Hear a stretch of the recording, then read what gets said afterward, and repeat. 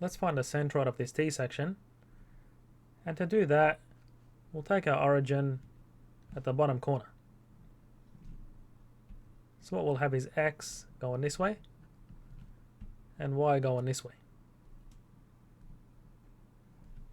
Now by symmetry, you'll notice that the X component of the centroid is in the middle of this T-section, which is 150 from the origin, and we'll assume units of millimeters here.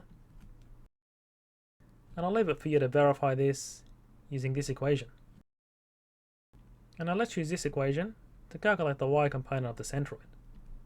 So what we have is the centroid of the web, and the web has a height of 320 minus 20.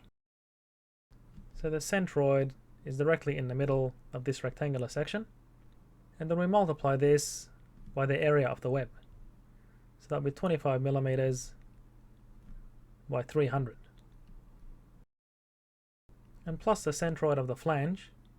So from the origin, the centroid is 310 millimeters.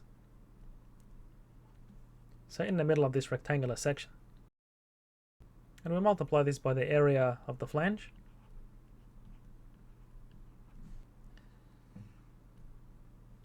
And that's divided by the area of the web plus the area of the flange.